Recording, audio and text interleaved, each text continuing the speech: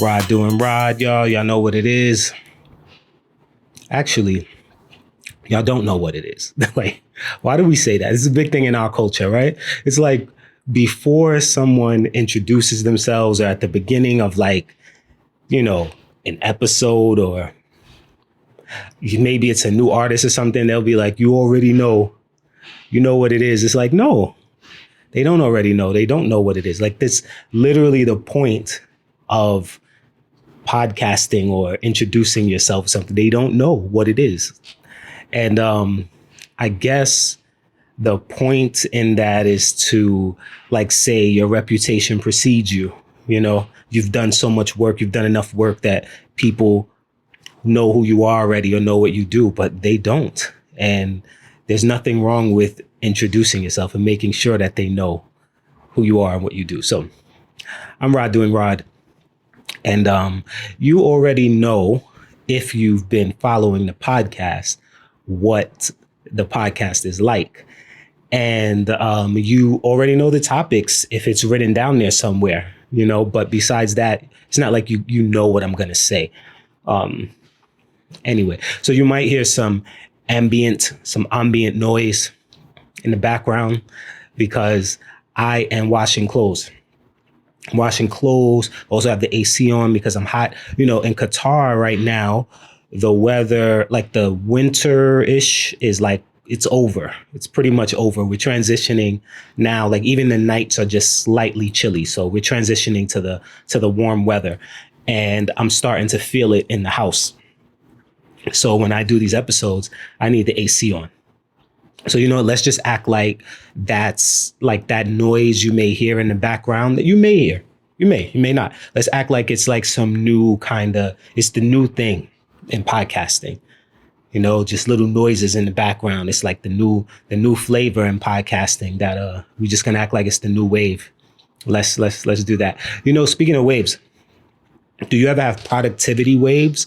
Like, you know, you get so much done in a little bit of time. Like you get either a lot of one thing done or a lot of different things done in a small amount of time, because for whatever reason, you just get this like burst of energy or knowledge, or just you get a light bulb or something and you can just do like a lot in a little bit of time.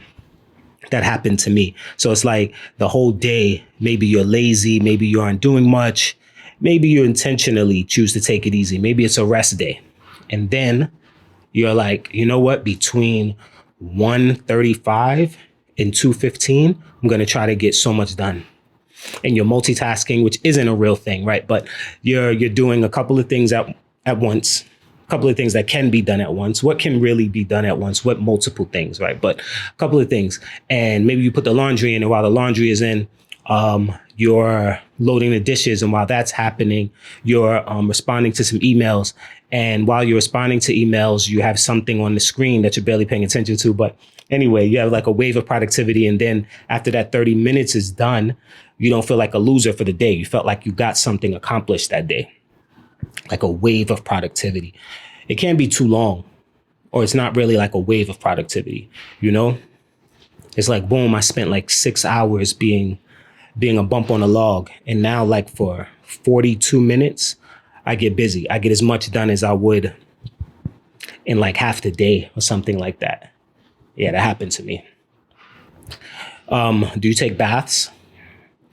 I take baths these days. I don't take them that often. I take one like every couple of weeks, probably every few weeks.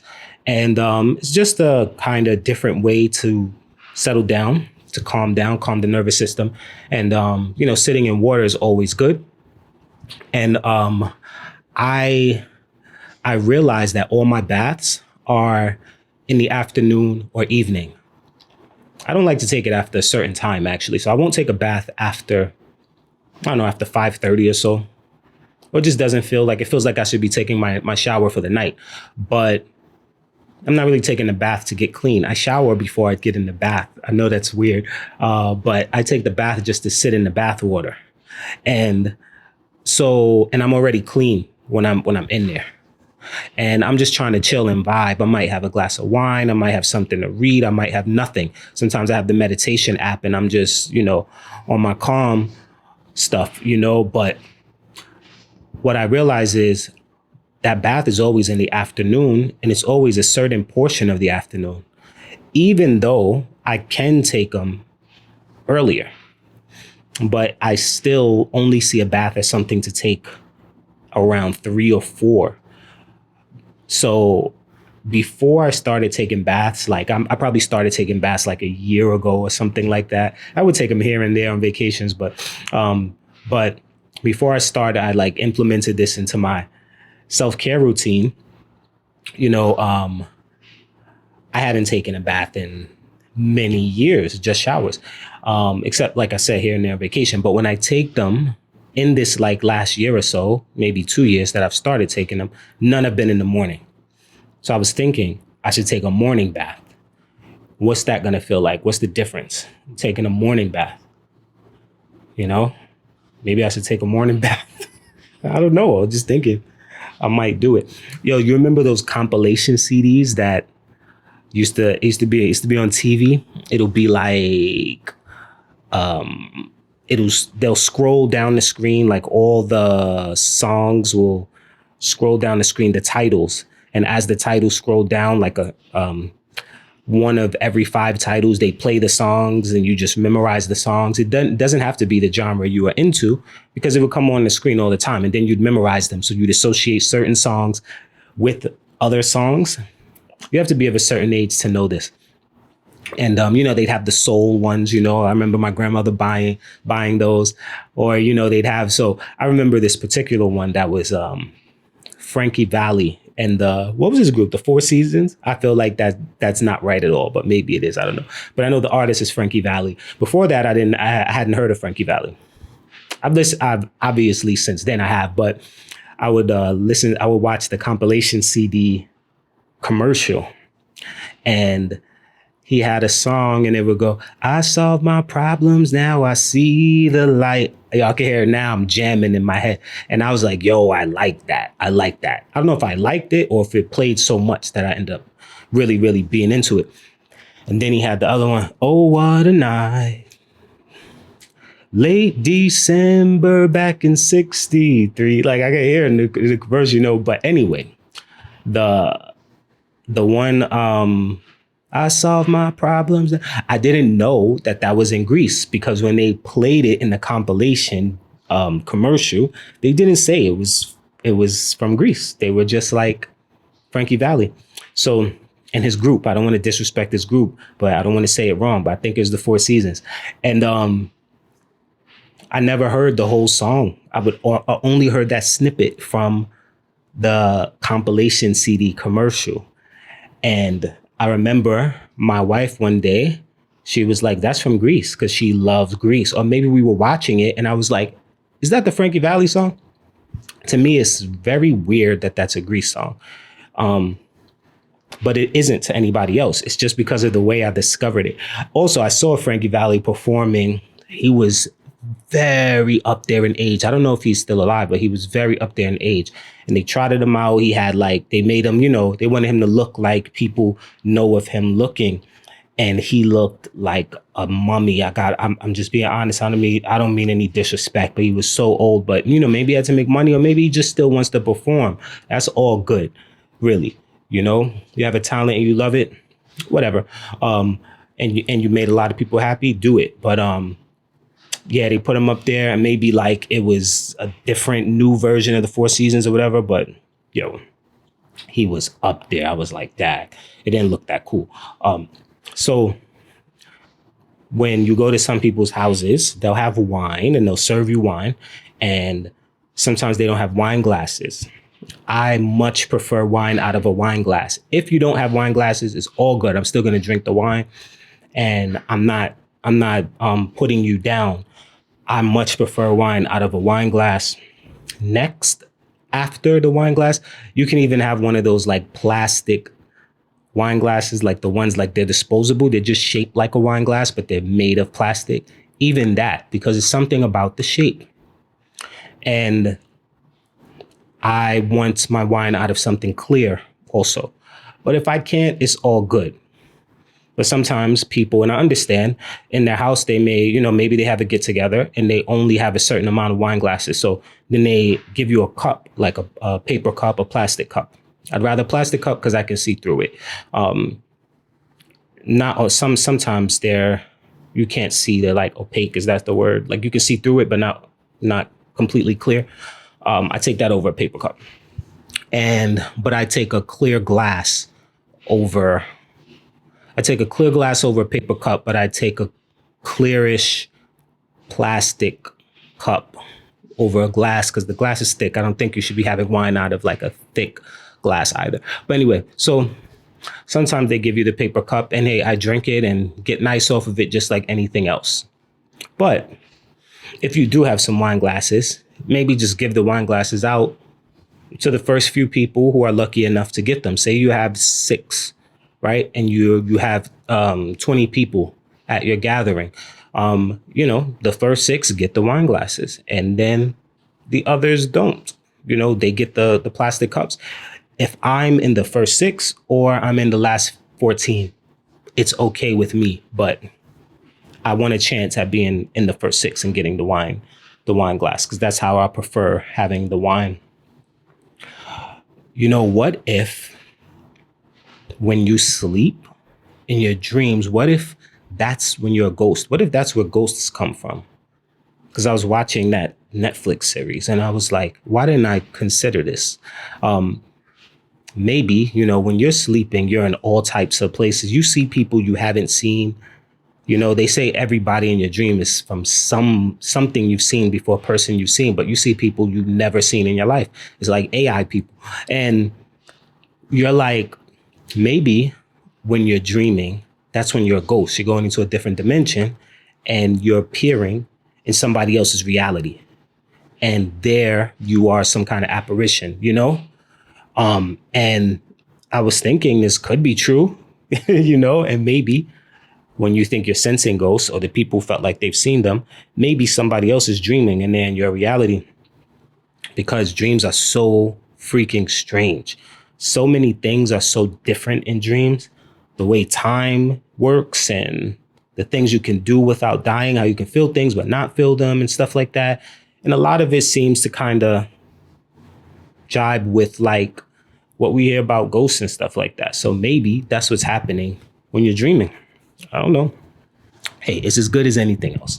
As good as anything else you could think of about dreaming. When we were younger, figure skating was kind of big. It doesn't seem as big now because I saw like the French chick, she hit the spin joint. And then they were like, oh, she got it from Bonali when she was younger. And I was like, oh, I remember that. The black girl who did and I felt like she might have got the bronze and stuff. And yeah, figure skating for a few Olympics there was popular even before Tanya Harding and Nancy Kerrigan. See, that was sensational, of course. But the other reason that was so well known is because figure skating was a thing. Like people would follow it everywhere. In the hood, we even followed it because I first learned about it with, I think her name was Debbie Thomas. She was a black figure skater. And I just remember people rooting for her.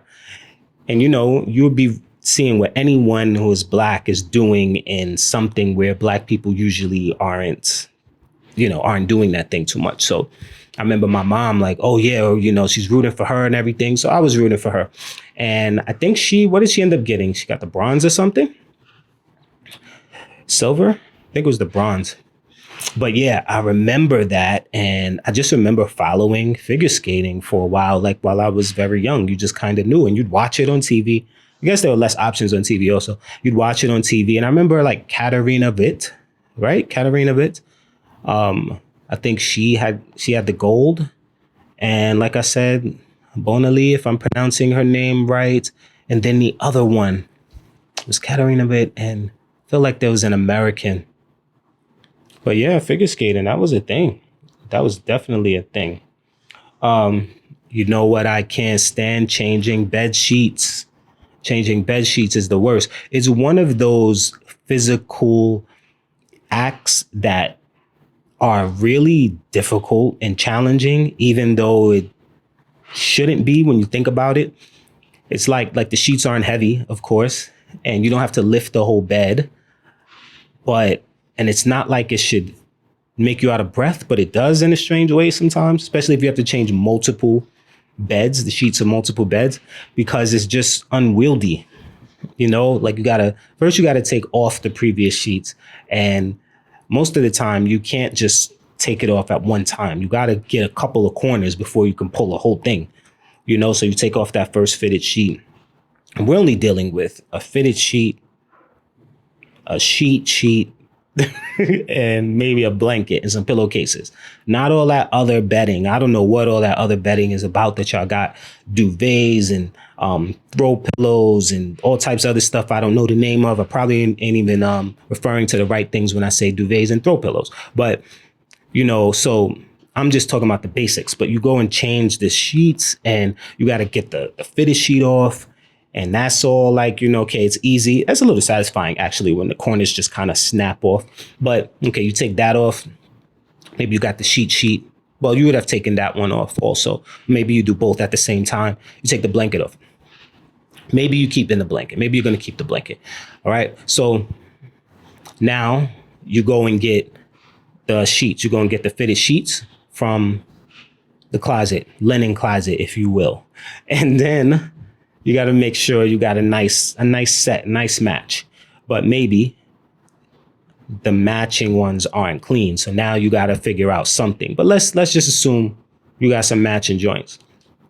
Now you got to put on that fitted sheet first. Maybe let's say you put on the fitted sheet first and not the pillowcases. You put on that fitted joint, barely stretches. Maybe it covers perfectly. I don't know, but sometimes it like barely stretches over, barely covers each corner. And you got to kind of stretch your body in a diagonal all the way across this corner, that corner, that corner. You're kind of tired after you do that. You got to tuck them underneath the corners of the bed and stuff. And you want to lift the bed corners a little bit, but that's a little tough. It may lift just a little bit, just enough for you to get it under, but not under in a satisfying way. But then you want to get like the middle part also on each length and width. You know what I'm saying? Get that on. Now you're like, now you get the sheet, put that on there. You want to give it a nice fold. Get the pillowcases, and you kind of, you're putting the pillows in there. You got the pillowcases where it just goes in there like a little bag. But then you got the ones that got a little fold, flappy thing and stuff like that. And you're like, oh, like I need this. So you get that in there. 2 pillows, hopefully only 2. Then you get the blanket. You want to make sure everything is symmetrical. Nice, satisfying. I'm saying satisfying a lot today, right? Nice, satisfying geometry to your sheets. You look at it, you feel good about that. It's changing a sheet. It's not fixing the bed. Like when you get up in the morning, that's easier. This is changing the whole jump off. Now you look at the sheets you just took off, the dirty sheets. You got to wash those. It's the gift that keeps on giving, really. Then you got to do it again in another room, depending on, if you're a parent or whatever your role is in the house, Yeah. For the sheets. Anyway, Rod doing Rod, episode 31.